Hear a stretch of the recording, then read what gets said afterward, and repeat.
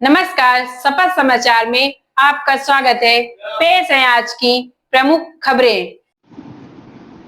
UP के अलीगढ़ में मुख्यमंत्री योगी आदित्यनाथ ने हिंदू गौरव दिवस के अवसर पर आयोजित कार्यक्रम में भाग लिया। इस दौरान उन्होंने पूर्व मुख्यमंत्री कल्याण सिंह की चौथी पुण्यतिथि पर श्रद्धांजलि अर्पित की और आयोजन में शामिल हुए।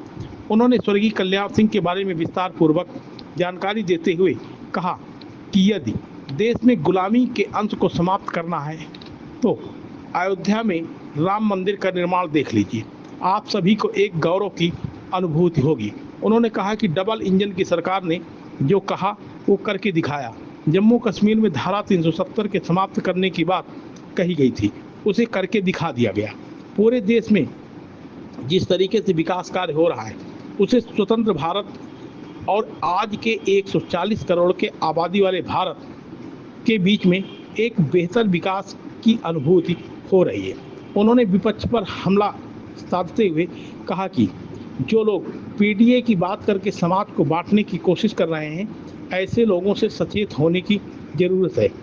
जिसमें उस समय दंगे होते थे, उसे समय दंगा पीड़ितों के साथ कोई खड़ा नहीं होता था, लेकिन उस समय भी भारतीय जनता पार्टी दंगा पीड़ितों के साथ खड़ी होती थी और दंगा करने वाले हिंदू समाज के लोग नहीं, बल्कि अब 8.5 वर्ष में प्रदेश दंगा मुक्त हो गया है, अपराध मुक्त हुआ है।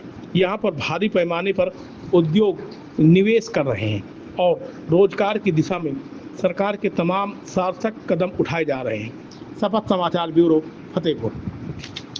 करना है, विरासत पर गौरव की अनुभूति करना है तो अयोध्या में राम मंदिर का भव्य निर्माण उसकी एक अनुपम छाप के रूप में, एक अनुपम मिसाल के रूप में हम सबके सामने है। हम सब अयोध्या की इस विरासत पर गौरव की अनुभूति करते हैं। एक तरफ भारतीय जनता पार्टी की डबल इंजन की सरकार के द्वारा अपनी विरासत का, आध्यात्मिक विरासत के संरक्षण के लिए कार्य किया जा रहा है, तो जो कहा सो करके दिखाया।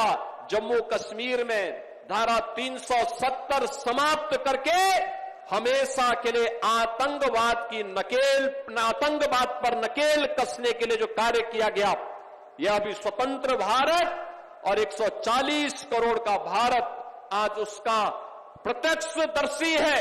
वो इस बात का अनुभव कर रहा है कि घोषणाएं बहुत होती थी, लेकिन उसका मूर्त रूप आज देखने को मिल रहा है।